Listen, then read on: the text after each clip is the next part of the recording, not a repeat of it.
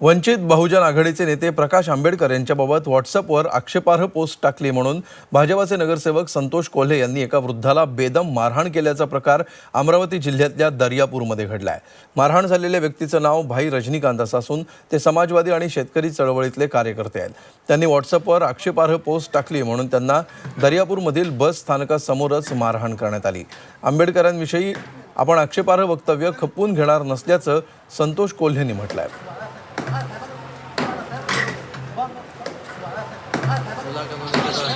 लेकिन वो और भी लिखूंगा और भी बोलूँगा, ऐसी गुस्से से बात करता था। करके बाड़ा साहब के प्रति हमें बहुत आदर है।